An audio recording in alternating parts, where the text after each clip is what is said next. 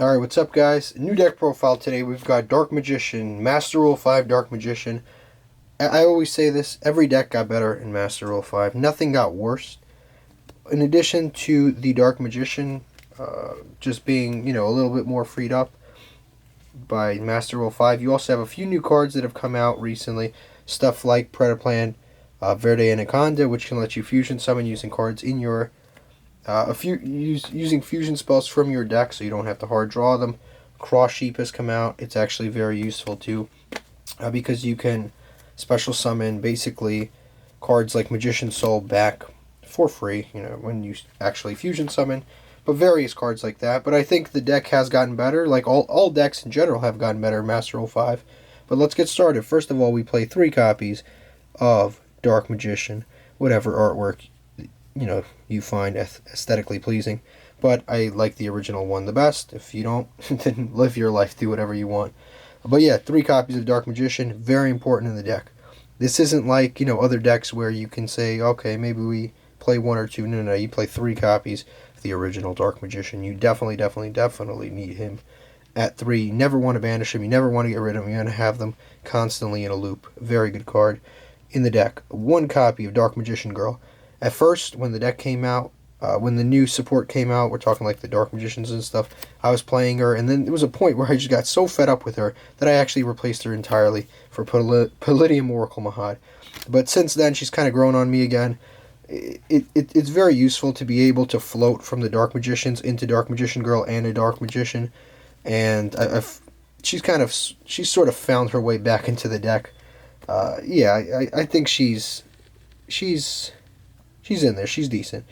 But, yeah, we'll see how it goes. Yeah, we're playing 1 copy of Dark Magician Girl. I wish she was better, but what can you do? Then we play 3 copies of Magician's Soul, the card that breaks the bank. And the card that probably won't be going down in price because its effects are just so good, even if Spirals got hit. So basically, what does this card do? It lets you send, for cost, a level 6 or higher spellcaster monster to the graveyard. For cost, so it can't be yashed. And then you can either special summon this card, or you can special summon a Dark Magician Girl or Dark Magician from your graveyard. And because it sends 4 cost, you can basically activate this effect, send Dark Magician, and then you can use the second effect to bring Dark Magician. So this card, if you draw it, is basically like a free Dark Magician on field, or it's a free summon of itself on field. Then it has the first effect, which is just bananas. And its first effect is that it allows you to send up to 2 spell and trap cards from your hand or on the field to the graveyard, and then draw cards equal to the amount you sent to the graveyard. And that's probably the effect that will keep this card an expensive card in perpetuity, or until it gets reprinted. But yeah, that effect to just get rid of stuff and draw is it's too good. Especially in this, it's an original deck, but good in other decks too. But here we go. Next, we've got 3 copies of Apprentice Solution Magician. Basically, lets you summon it by discarding a card from your hand. Also, it searches a Dark Magician on special or normal summon. And then on top of that, this is basically like an honest Neos for Dark Spellcasters, which is incredibly useful because it can help you get over larger monsters. And, this deck doesn't have trouble putting out big monsters, but sometimes it can help, most certainly. Then we play 3 copies of Magician's Rod. This card on normal is one of the only normal summons in the whole deck. This deck has like no normal summons. Basically, this card on normal summon lets you search a Magician spell or trap, basically a spell or trap card that specifically lists Dark Magician in its name from your deck to your hand. And then during your opponent's turn, if this card's in the graveyard and you activate a spell or trap card during your opponent's turn, you contribute a face-up spellcaster monster and then summon him, and then add him back to your hand. And that effect is pretty good when you have like Eternal Soul in the graveyard. It can help you really gain a lot of advantage, because if you have like Eternal Soul on the field, you have a Dark Magician in the graveyard, Dark Magician on the field, you activate Eternal Soul, trigger this, tribute the Dark Magician, summon another Dark Magician from the graveyard, get this back for free, and then it's very good. That effect, second effect, comes up in the grind game, but typically you don't use it a whole lot. Then we play 3 copies of Fantastical Dragon Phantasme. Very good hand trap, quite generally, and it's a dragon that is very easy to summon. It's very good because you can use it to make Dark Magician the Dragon Knight, It's not the only way to summon it. You can also use this card called Mana Dragon Zeratron. Basically, when a spell trap card gets destroyed, aka your Eternal Soul, you can special summon this card from your graveyard or hand, and in addition to that, you can set one of a spell trap card from your graveyard, so you can just reset the Eternal Soul. You know, that really looks nice without sleeves. Maybe I should film these deck profiles without sleeves. But yeah, that it's also very good. So if you, it's kind of like a budget option if you don't have Phantasme. Next, we play one copy of Spellbook Magician of Prophecy. I don't like the Allure engine at all. I don't like banishing Dark Magicians. It's like one of the most frustrating things. So I play Spellbook engine. Play one Spellbook Magician of Prophecy. Let me move that as we move on to the spells here. Yeah, one Spellbook Magician of Prophecy. We play two copies of Spellbook of Secrets. And we play two copies of Spellbook of Knowledge. And I prefer this engine far more over the Allure of Darkness one, because the problem with Allure of Darkness, sometimes you banish a Dark Magician Girl, sometimes you banish a Dark Magician, and it really hinders the rest of your deck, and it's very frustrating to have to kind of fight back from that. So I'd rather play more cards that are just a little more consistent. Then we play one copy of Bond Between Teacher and Student. If you know what this does, basically if you control a Dark Magician, you can special summon a Dark Magician Girl from your hand deck or graveyard. And then on top of that, you can set a... the only card we're playing that's relevant for it is Dark Magic Attack, but you can set a Dark Magic Attack for free to your side of the field. But yeah, it's very useful for that. You can also set the other Dark Magician Girl card that destroys your opponent's spells, monsters, or the one that destroys your opponent's spell and trap cards if you can control both. But I think those are a little too bricky to play all of those. Then we play three copies of Dark Magical Circle. Lets you look at the top three cards of your deck, add a card that lists Dark Magician, a spell and trap card. But yeah, play that. We play one Secrets of Dark Magic. It's searchable, so I don't think you need to play more than one. So yeah, especially since we're playing other fusion spells, we're playing it at one. Play one copy of Ultra Polymerization. Now, Ultra Polymerization, you can either use it naturally, or you can use it off the effect of Predaplan Verde Anaconda, one of the cards that really makes this deck a lot better. So this card, basically, you fusion summon monsters on your side of the field. So let's say we're summoning the Dark Magicians. You fusion summon using the two spellcasters, basically a Dark Magician or a Dark Magician Girl, and then a spellcaster monster. And then you can banish this card from the graveyard and then special summon both of those materials back to the field for free to do whatever you want with. Their effects are negated, but you probably use Dark Magician, so it's a non-effect monster anyway. Their effects are negated and the attack is 0. But the awesome part about this card is that because we're in Master Rule 5, you can summon this to your main monster zone, and then those two cards that you summon, you can use for link plays, you can use for another fusion play, you can use for whatever you want. And that's what makes this card really, really awesome in Master Rule 5. It's incredibly, incredibly, incredibly useful, especially in this deck. It gives you free materials to do whatever you want with, right, again.